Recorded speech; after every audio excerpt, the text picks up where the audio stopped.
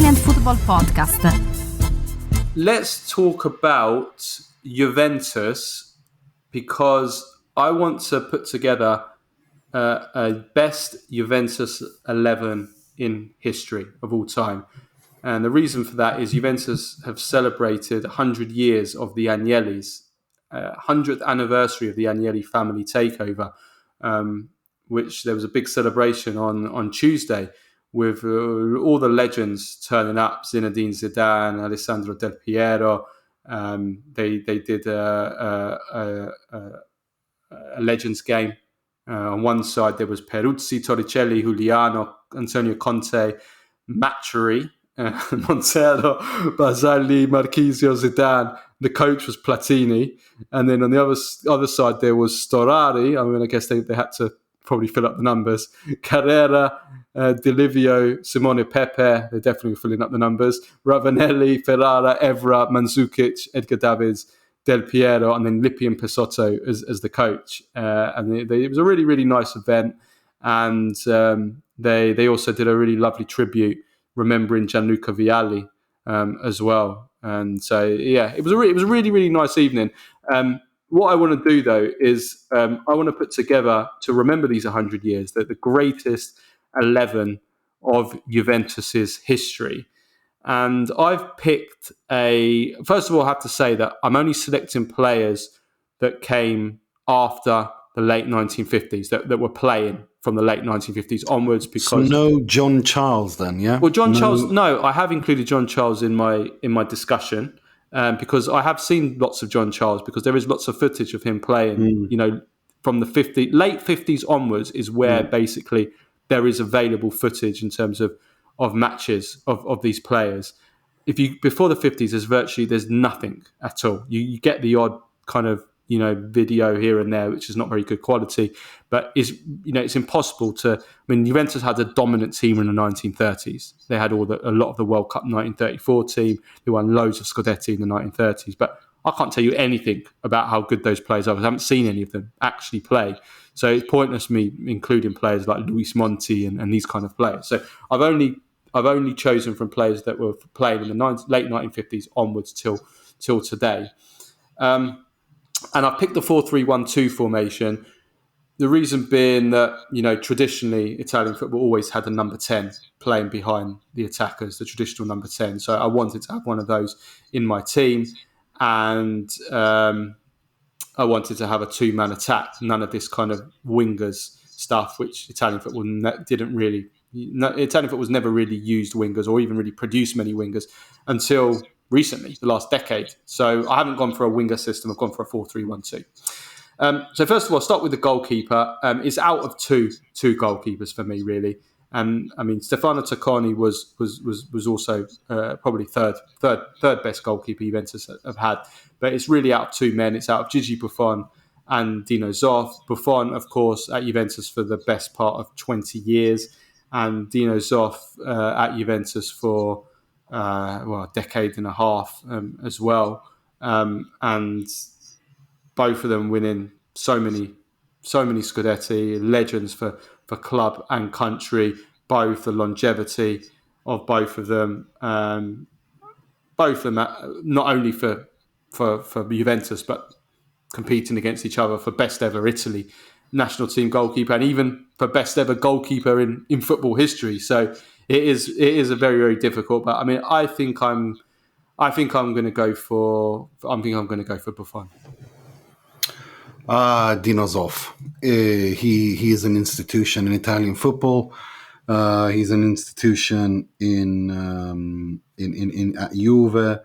If you look at what he won when he was at Juve, I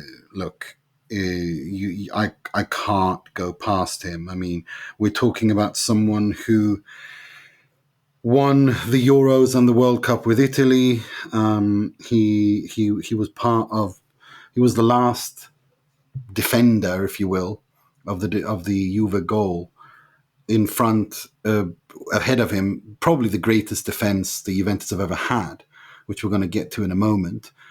So I can't go past Dino Zoff. For me, Dino Zoff is... If Zoff had won a Champions League, I probably would have gone for him, but he left just before, a couple of years before they won that first Yeah. European Cup. And then obviously, Buffon didn't win a Champions League either, unfortunately. But yeah, it's very close. It's very close. You can go for either. Right back. So my shortlist was Claudio Gentile, Lilian Thuram, Antonello Cucuredu, and Stefan Lichtsteiner, and if we want to throw in another more recent one, Juan Cuadrado. I've gone for Claudio Gentile because he was. He was He was there for over a decade.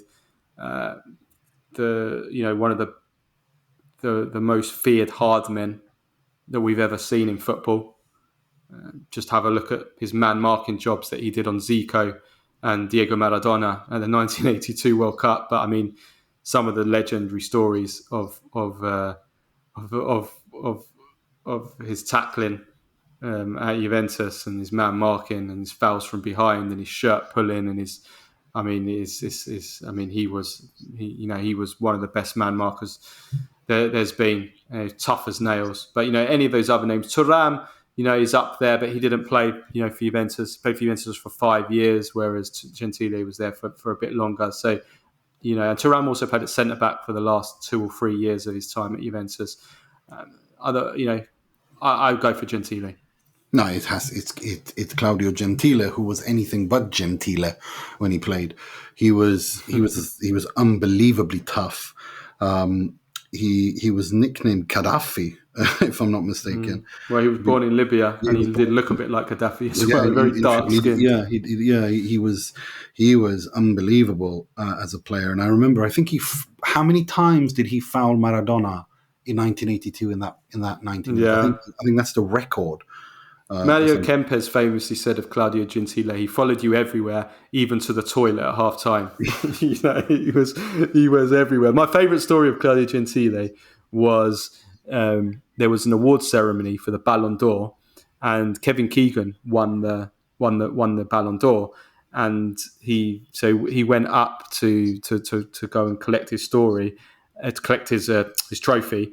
And as he passed the aisle, he passed where Gentile was sitting, and Gentile stuck out his foot and tripped up Keegan as he was walking past, and he whispered in the ear of Kevin Keegan, said, "If I'd have marked you, you wouldn't have won any Ballon d'Or." It's a bit of an urban legend, but it's my favourite Claudio Gentile story. It's just magnificent. Let's go to left back now. Now, there's three options for Juventus. There's Antonio Caprini, there's Gianluca Zambrotta, and then probably as a far away third, Gianluca Pesotto.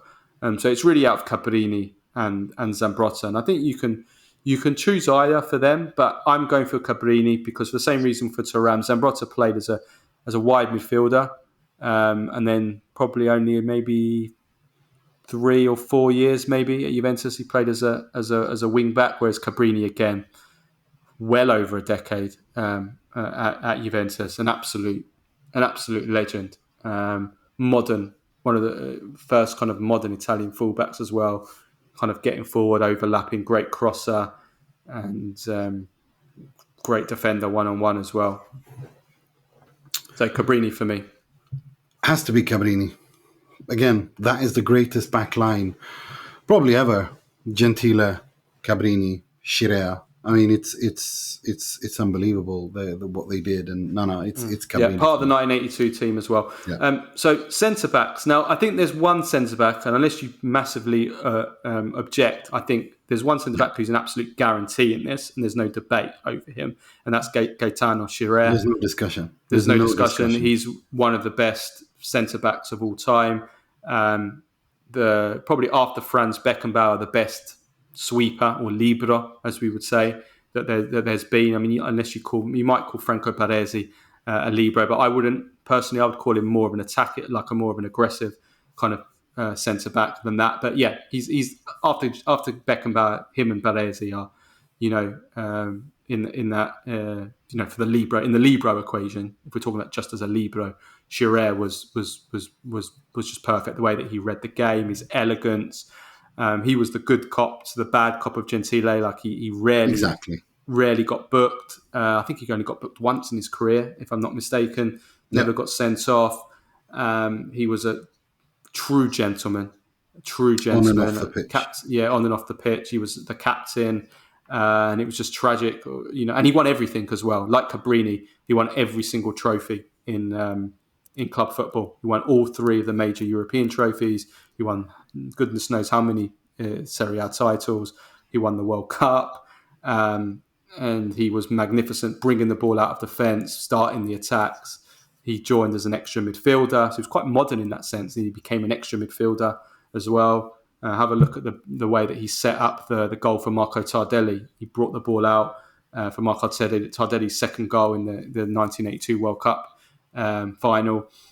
He was magnificent, and it was just so tragic. One of the Italian football's biggest tragedies when he died in a car crash at the age of, he was 36, I think he was. Massive tragedy. So Giroud definitely. No, Giroud goes without saying. Again, the one of the greatest defensive lines of all time, and he won everything. So no, Giroud. Yeah, fantastic.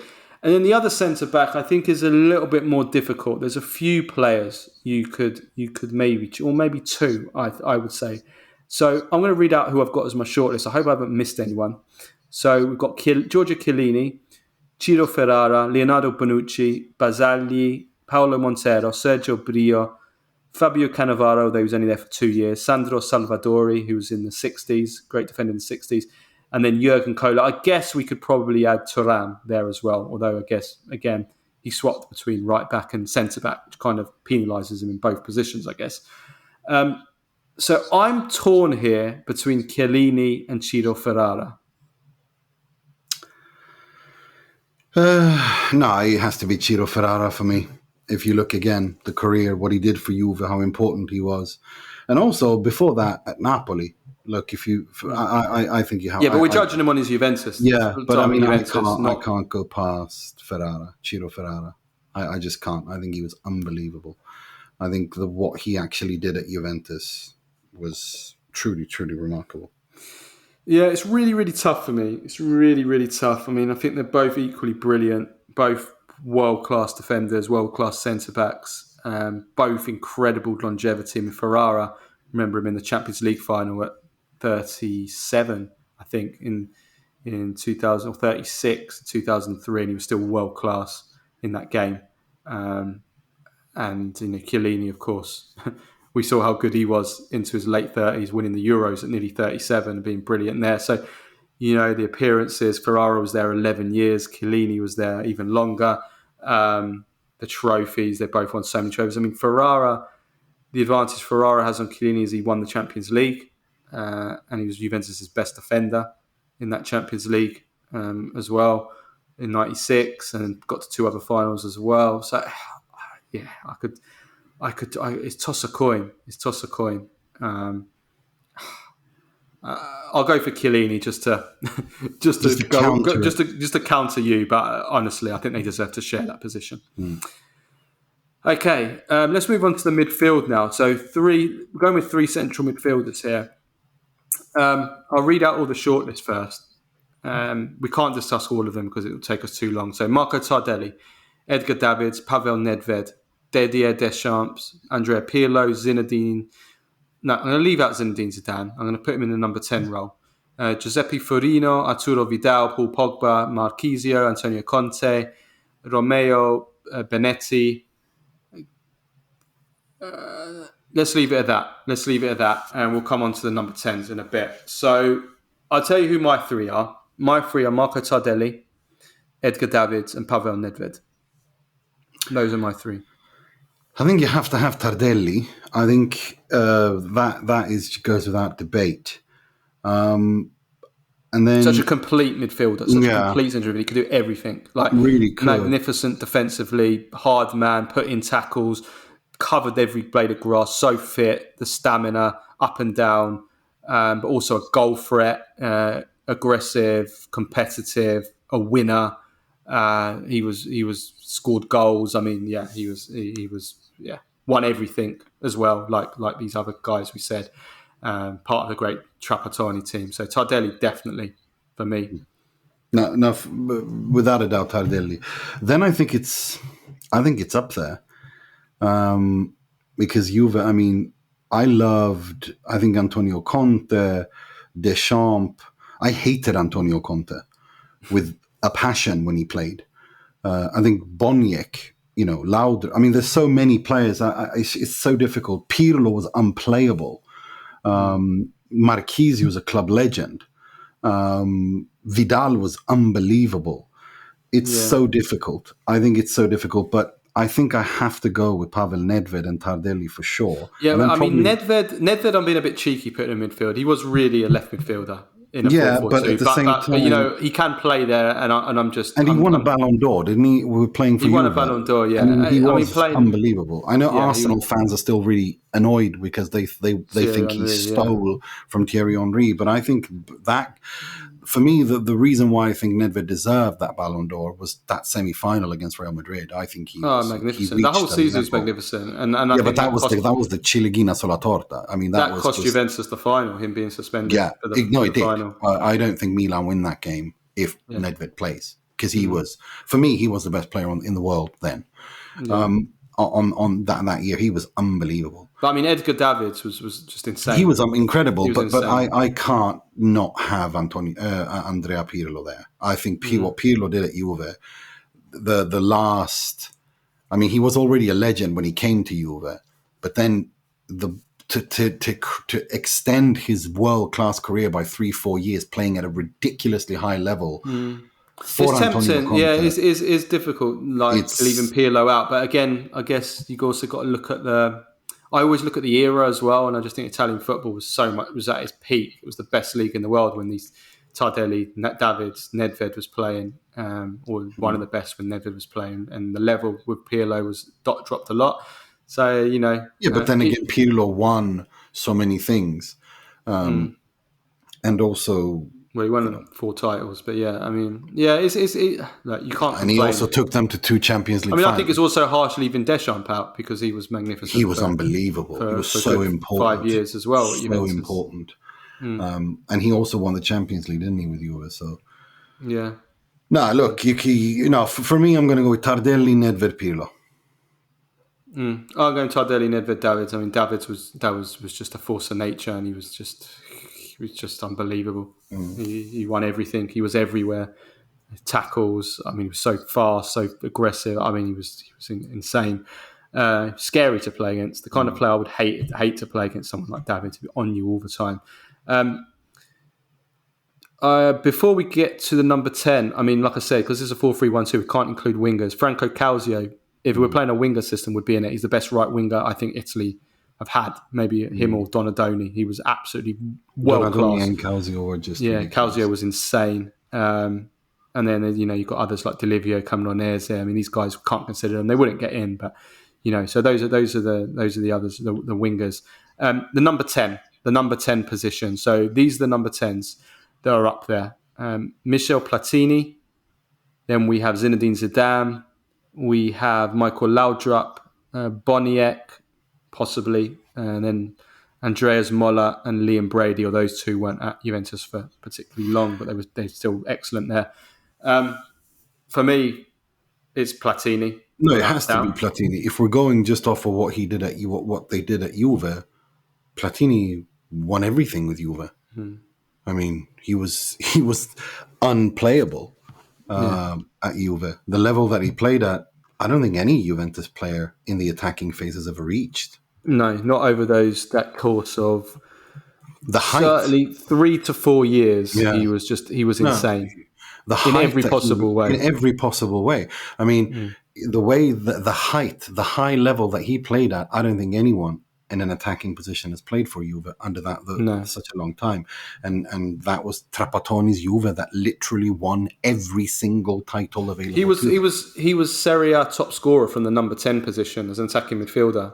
Serie A top scorer 3 years in a row. He won the Ballon d'Or 3 years in a row. 1982-83, 1983-84, and 1984-85. He won the Cup Winners' Cup and of course the European Cup. He scored the winner in the final. The European Cup, obviously, it was overshadowed by the tragedy, and it's something that kind of don't even really want to celebrate, but just shows what an incredible player. But the goals he scored, the free kicks, the vision. He's the best player of all time for vision, for long range vision, for through balls, for chip through balls. There's never been anyone better than him. Like, his long range, medium range passing, absolutely insane, and his long shot for a right foot, one of the best long shots, one of the best shots. I mean, just absolutely out of this world. So he's there. I mean, Zidane, of course, Zidane. No, legend. Zidane was unbelievable, but you can't... The thing was Zidane was unbelievable for about the first 2 years, 96, 97, 97, 98, and then actually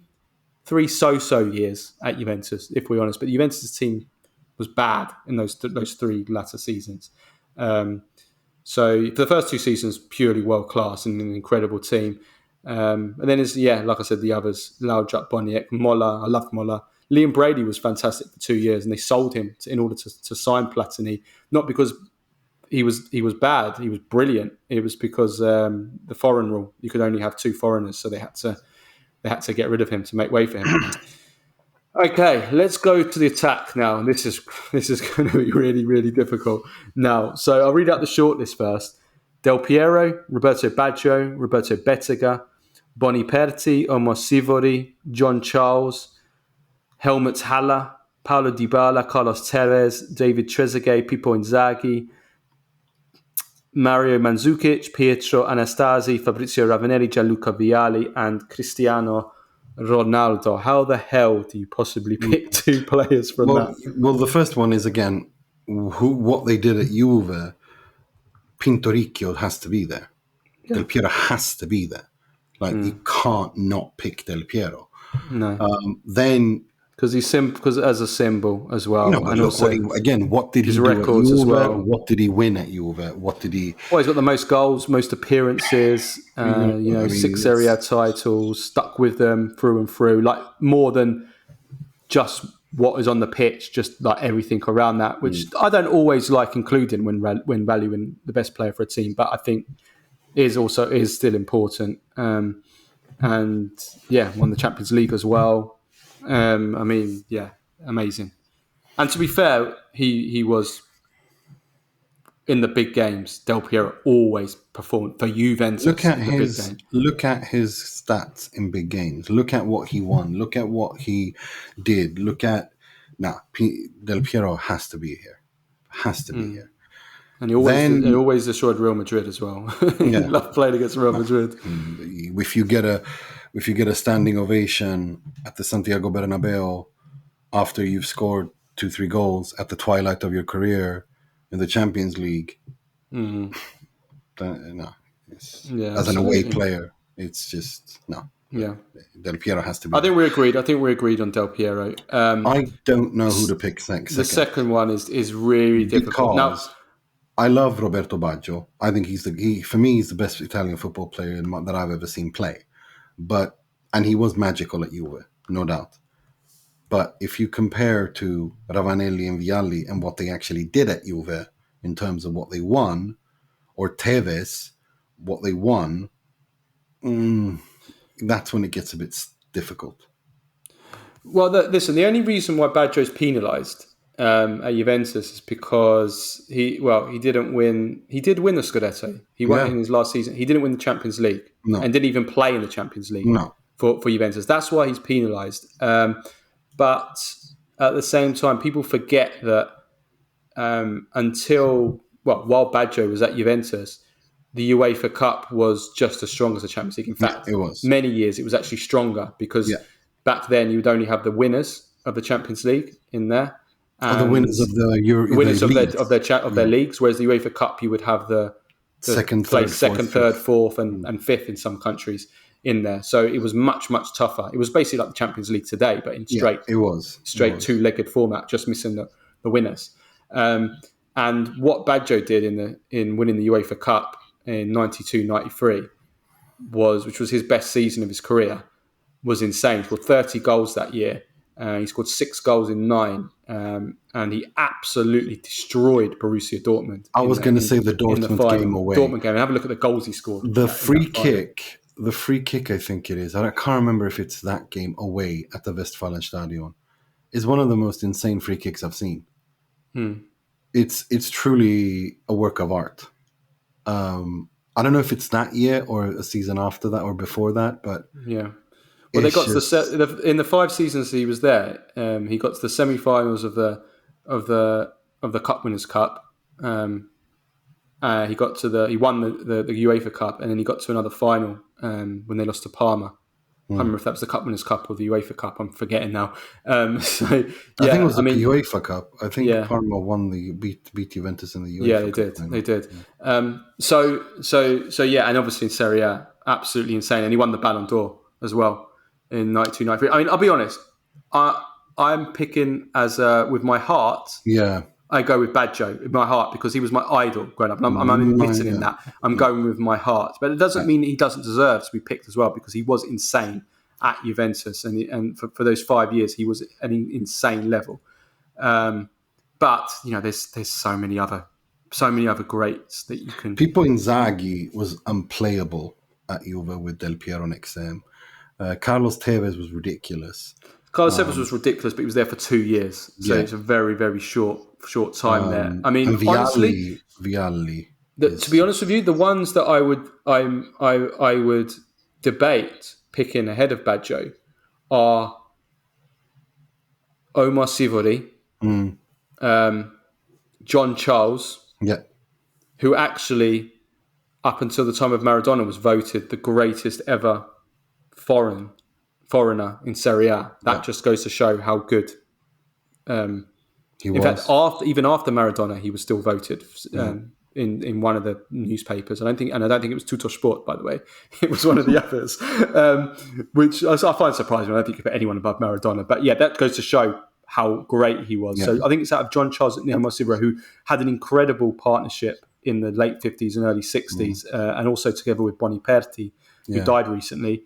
So Sivori was like a little Messi, a little Dybala of the 50s and 60s. He was really short, very temperamental, but amazing dribbling and skills and scored so many goals. He was magical.